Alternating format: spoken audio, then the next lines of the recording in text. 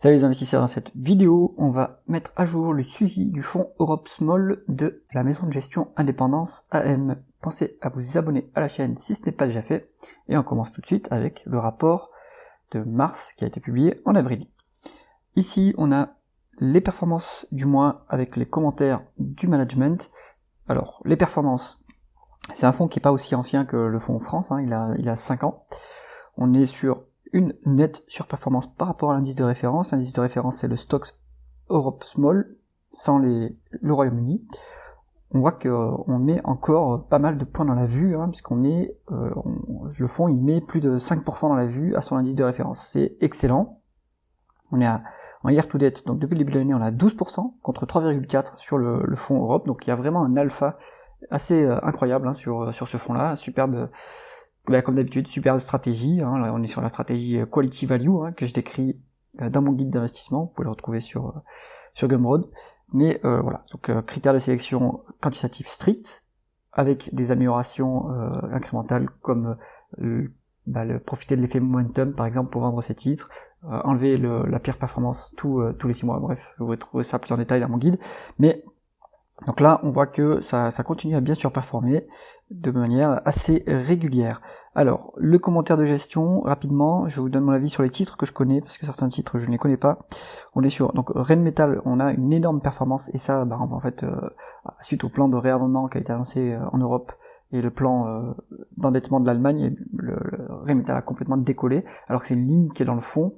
En tout cas, il est dans le fonds France également depuis 2022, mais je crois que c'est aussi dans le fonds Europe depuis 2022. Donc ça a fortement décollé, et là je pense que maintenant il commence vraiment à solder la ligne, parce que ça devient très cher.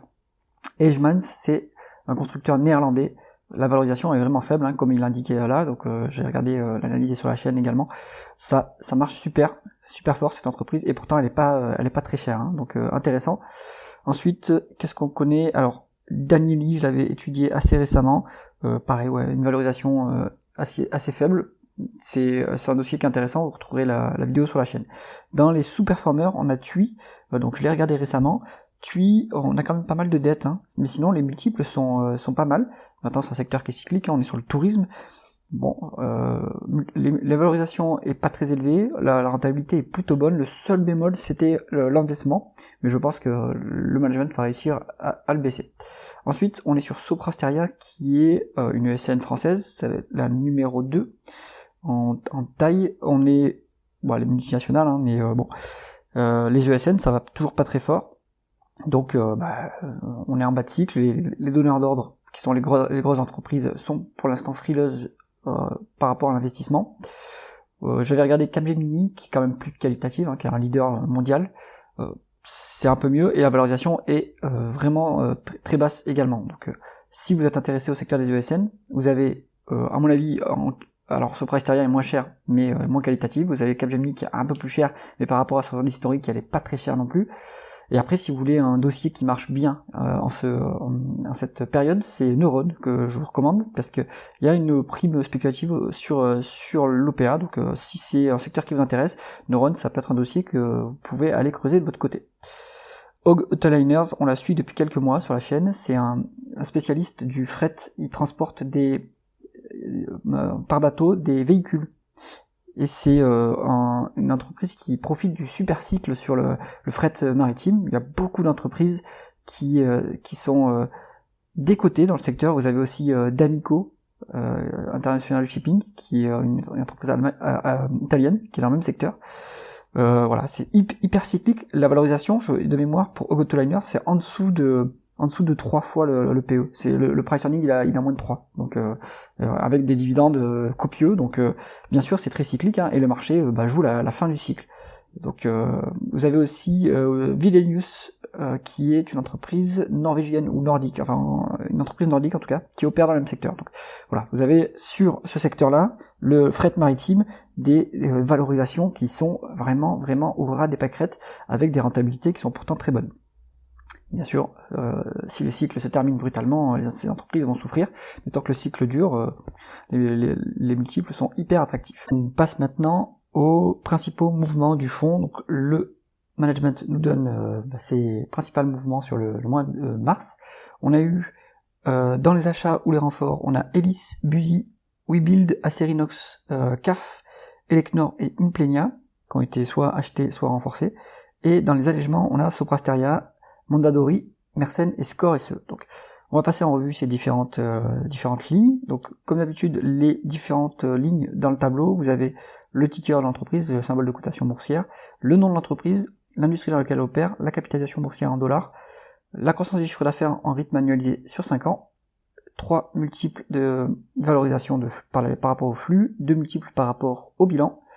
On a le rendement des capitaux investis, le rendement des fonds propres, plutôt pour les financières ici, l'endettement de l'entreprise, le rendement du dividende, le rendement d'actionnaire qui inclut aussi les rachats d'actions, les free cash flow par rapport au bénéfice net pour vérifier que le payout ratio est bien ce qu'il est en termes de free cash flow. Parce que le payout ratio se calcule par rapport au bénéfice net, mais il faut avoir une équivalence entre bénéfice net et free cash flow pour voir si le dividende est sécurisé. Alors, niveau renfort et allègement, on a Elis, qui est une entreprise qui a été rajoutée au fonds. Elle est depuis longtemps dans le fonds France, hein, donc c'est de la blanchisserie industrielle, c'est une entreprise qui est dans les services, donc qui fait la croissance par acquisition surtout, puisque son but c'est de faire des acquisitions pour étendre son maillage territorial. On est quand même sur une grosse mid-cap, hein, puisqu'on a 5,3 milliards, ça pourrait bientôt figurer dans le CAC 40, hein, il suffirait qu'il monte, je pense de mémoire qu'il monte de 35%, on devrait passer au-delà de la capi des performances par exemple. Donc, ils sont pas si loin que ça du CAC 40. On est à 6,9% de croissance du chiffre d'affaires en rythme annualisé sur 5 ans, donc il y a quand même une bonne croissance, c'est principalement la croissance externe. Les multiples sont assez bas, on est à 5,7 en valeur d'entreprise sur EBITDA, 8,7 en price to cash flow et 16 en price earning. Comme c'est une entreprise qui génère beaucoup de cash, je pense que le multiple de PE il est pas forcément pertinent ici, il vaut mieux utiliser le multiple de price to cash flow à la limite, et même c'est même plus juste d'utiliser à mon avis la valeur d'entreprise sur EBITDA parce qu'on a quand même pas mal de dettes, on a 2,2 fois la dette nette sur EBITDA, vu que la société fait de la croissance par acquisition, elle à chaque fois qu'elle fait une acquisition, elle va monter la dette, donc la valeur d'entreprise ça inclut la dette, hein, c'est market cap plus dette. Donc c'est à mon avis le multiple le plus intéressant. On est en dessous de 7 c'est ma zone value à moi, hein, c'est mon critère personnel, mais je pense que du coup c'est intéressant. Elis à ce niveau-là. Un rendement des capitaux investis qui est un peu faible, hein, par contre à 5,85%.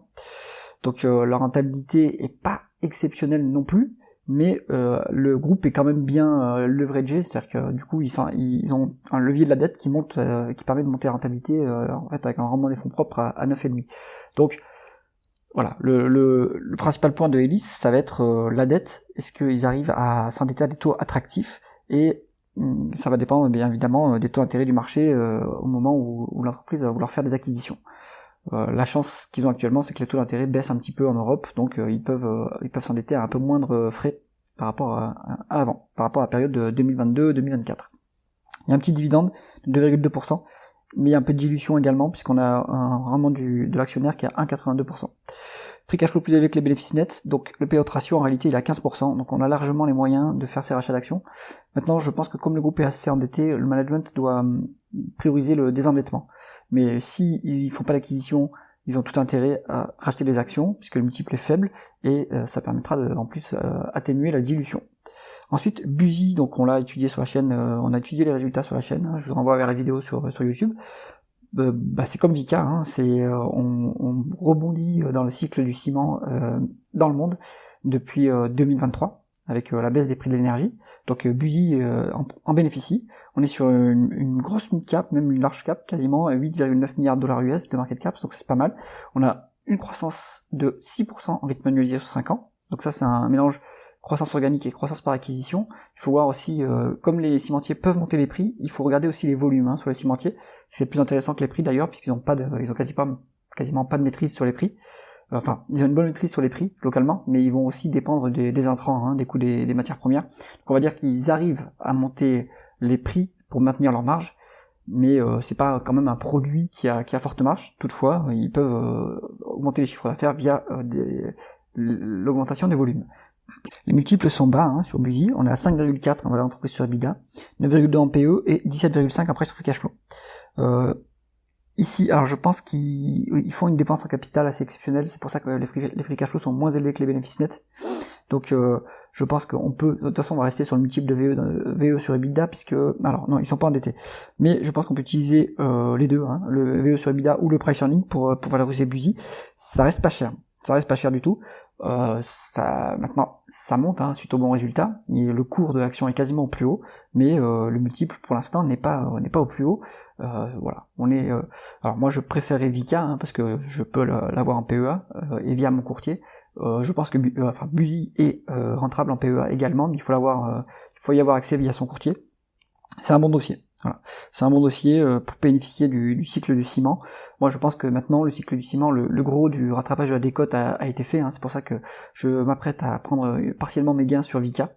Mais sur Buzi, ça peut être la même stratégie. Maintenant, si c'est pas un mauvais prix pour y rentrer maintenant, vous bénéficiez d'un dividende qui il est un peu faible, mais vous avez des rachats d'actions. 3% de rendement de l'actionnaire, donc ça c'est quand même intéressant. Ça peut se porter sur le long terme, Buzi, je pense. Un rendement des capitaux investis qui est impressionnant, un 11,4 pour un cimentier, c'est vraiment très bon. Et en plus, ils sont cash net. Donc à mon avis, ils vont monter quand même le dividende, surtout qu'il y a un payout ratio qui est assez faible. Voilà, donc Buzi, bon petit dossier, et je comprends pourquoi il se renforce dessus. WeBuild, c'est de la construction en Italie, on est sur 3,3 milliards de dollars US de market cap, 20% de croissance du chiffre d'affaires en rythme annualisé sur 5 ans, donc je pense qu'il y a la croissance externe quand même sur cette boîte, ça fait à vérifier toutefois, parce qu'il y a aussi des plans d'infrastructure en Italie, donc peut-être qu'ils en bénéficient. On a un multiple de VE sur EBITDA qui est à 4,3, donc c'est vraiment pas cher du tout. Alors on n'a pas le multiple de PE, mais on peut le calculer rapidement, parce qu'ils sont à 200 millions en bénéfice net, contre une market cap de 3 milliards 300. Donc ça fait quoi? Ça fait un PE de 7 à peu près, un peu moins, entre 6 et 7. Donc voilà, pas cher payé. Donc on a un rendement des capitaux investis à 8,15%, donc une bonne petite rentabilité opérationnelle. Un rendement du dividende à 2,7%. On n'a pas le payout ratio, mais à vérifier. Je pense que ce dividende est soutenable. Voilà, bon petit dossier pour s'exposer à la construction en Italie. Ensuite, on a Acerinox, ça c'est un dossier qu'on suit sur la chaîne et sur le blog. On est sur un sidérurgiste, donc le cycle de l'acier, vous le savez, puisque moi, je le suis le groupe parce que moi je suis exposé à Jacquet Metals, qui est aussi influencé, impacté par les prix de la matière première, du produit manufacturé, pardon. Le problème de l'acier, c'est qu'on a des surcapacités en Chine, et contrairement au ciment et aux produits de construction, c'est un produit qui s'exporte facilement parce qu'il n'est pas très lourd à transporter, donc l'Europe est inondée d'acier chinois à bas prix, sans que la Commission européenne prenne des mesures suffisantes pour compenser cela. Donc Acerinox, c'est un peu comme ArcelorMittal, ils sont en souffrance assez forte. Ils ont une market cap de 2,8 milliards, ce petit sidérurgiste espagnol d'ailleurs. Ils sont à 2,6% de croissance du chiffre d'affaires avec annualisé sur 5 ans, donc c'est-à-dire quasiment rien. Mais en même temps, c'est pas du tout linéaire, c'est ultra cyclique, donc en fait, il faut choper ce genre d'entreprise en bas de cycle. Est-ce que le bas de cycle c'est maintenant? Bonne question, mais on voit que par contre, en VE sur EBITDA et en PE, ils sont à des niveaux élevés, mais les entreprises cycliques profondes comme Acerinox, comme Jacquet Metals, comme ArcelorMittal, il faut surtout les attraper quand il y a une décote sur actifs tangibles et quand les multiples de flux sont hyper élevés. C'est-à-dire que si les multiples de flux sont hyper élevés, c'est-à-dire que les bénéfices sont très bas, toutefois, comme on a une décote sur les actifs tangibles, on a la marge de sécurité. Et souvent, les actifs tangibles, ce sont les stocks. C'est exactement ma stratégie sur Jacquet Metals, qui a quand même pas trop mal marché depuis le début de l'année. Ça a un peu baissé dernièrement, mais je dois avoir une plus-value de 10%. Enfin, en tout cas, depuis le début de l'année, ça a repris 15%. Donc, la stratégie, c'est d'attraper le dossier quand il y a une décote sur actifs tangibles et quand le multiple de flux est élevé. Là, je vois pas de décote sur actifs tangibles. Donc, soit, je pense qu'Indépendance AM, ils savent ce qu'ils font, donc il faut aller vérifier dans le bilan. Est-ce que on est vraiment à ce niveau de multiple sur actifs tangibles, ou est-ce qu'il y a une décote? À mon avis, il y a une décote, et c'est juste que l'agrégateur ici, Coifin, l'outil, ne nous met pas cette décote. Donc il faut regarder par exemple les stocks, tous les actifs tangibles, stocks, usines et compagnie, et voir est-ce que on a une décote sur ces actifs. Voilà que la rentabilité est faible, ce qui nous indique qu'on est sur un backcycle. La dette nette sur EBITDA, à mon avis, il n'est pas du tout à ce niveau-là. Là, il faut retraiter les loyers, à mon avis, de mémoire. D'ailleurs, dans la publication, peut-être proche de 3. Donc, il y a un peu de dette quand même sur le dossier. Un rendement du dividende à 6%, avec un rendement de l'actionnaire à 5,7%. Attention que le payout ratio est à 68%, 69%, avec des free cash flow 2 fois moins élevés que les bénéfices nets. Donc, on a versé partiellement le dividende à crédit. Donc, Acerinox, à analyser de plus près, si c'est dans le fond, ça veut dire qu'à mon avis, les multiples qu'on voit ici sont peut-être à retraiter. Par précaution, je pense qu'il vaut mieux être à l'écart. Si vous voulez vous exposer au secteur de l'acier, moi, je vous recommande Jacquet Metals. Le management est excellent, il est très fort, il a très bien géré le bas de cycle 2024. On rebondit maintenant, hein, sur l'acier. Vous regardez les prix de l'acier, ça commence à repartir un petit peu. Donc je pense que c'est le meilleur dossier pour essayer d'exploser à mon avis. Ce n'est qu'à mon avis, je peux me tromper, mais c'est Jacquet Metals. Ensuite, on est sur CAF Construction, donc c'est Construcciones, il est auto, je sais plus quoi. On est sur un producteur de wagons espagnol. Il est, je l'avais passé dans un top, dans le screener value Espagne, donc disponible sur le blog et sur la chaîne YouTube. On est sur une market cap de 1,5 milliard, donc une mid cap. On est sur 10% de croissance du chiffre d'affaires en rythme annualisé sur 5 ans. Donc là, je pense qu'il y a de la croissance externe également. Les multiples, en VE sur EBITDA, on est value. On est en dessous de 7, on a 6,2, donc ça c'est bon. Et par contre, sur les autres multiples, on n'est pas value. Hein. Pour moi, pour être value en PE et en price free cash flow, il faut être en dessous de 10. Ici, c'est pas le cas. Donc si on se fie à la VE sur EBITDA, parce qu'on peut avoir de l'exceptionnel sur les bénéfices, hein, donc on peut avoir une forte dépréciation qui impacte les bénéfices, et on peut avoir aussi une forte dépense en capital qui impacte les free cash flow. Et pour autant, si on se multiple de VE sur EBITDA, il est quand même très faible. Donc moi je pense qu'on peut se fier à ce multiple-là. On est sur un rendement des capitaux investis qui a 11,8%, ce qui est tout à fait bon hein, comme rentabilité, surtout sur une entreprise industrielle. Surtout en Europe, hein, on rappelle, dans le ROIC, on a au numérateur, on a net operating profit after tax. Donc les taxes sont plus élevées en Europe qu'aux États-Unis. Hein. C'est pour ça que le ROIC structurellement il est plus bas en Europe. Donc là 11,8 c'est un ROIC quasiment américain. Hein. Donc c'est très bien. On est à moins de une fois la dette nette sur EBITDA, donc il n'y a pas de problème sur la dette. Un petit dividende de 3,3%, malheureusement il y a un peu de dilution puisqu'on a un rendement d'actionnaire à 2,6%. Free cash flow équivalent bénéfice net, payout ratio à 37%, je pense que l'entreprise pourrait monter ce rendement du dividende ou à minima faire des rachats d'actions pour compenser la dilution. Ça serait pas mal. Pour moi, c'est un bon petit dossier à aller creuser. On est sur un bon dossier value industriel comme on l'aime. Ça c'est pas mal. Ensuite, Elecnor, c'est un dossier que je ne connais pas.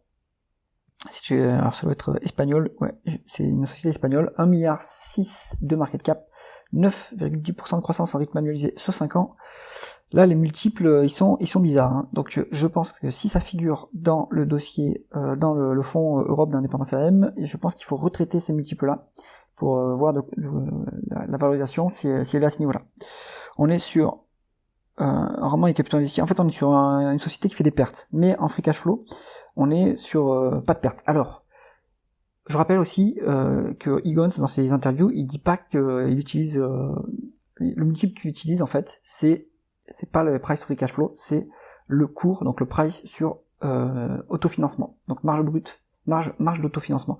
Donc c'est un multiple qui est encore au-dessus du cash flow opérationnel dans le tableau de flux de trésorerie.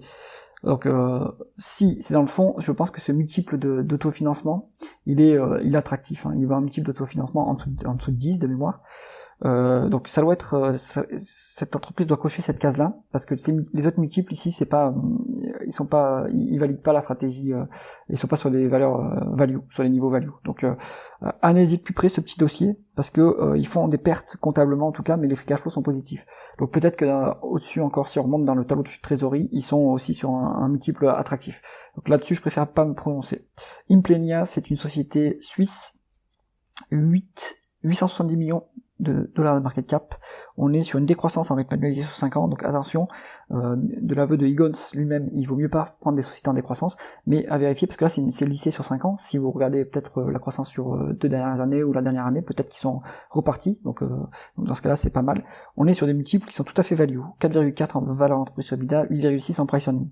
Attention que les free cash flow sont négatifs, mais ça c'est pas vraiment un problème, c'est un problème si c'est structurel, si c'est conjoncturel à cause de dépenses en capital élevé, c'est pas très grave.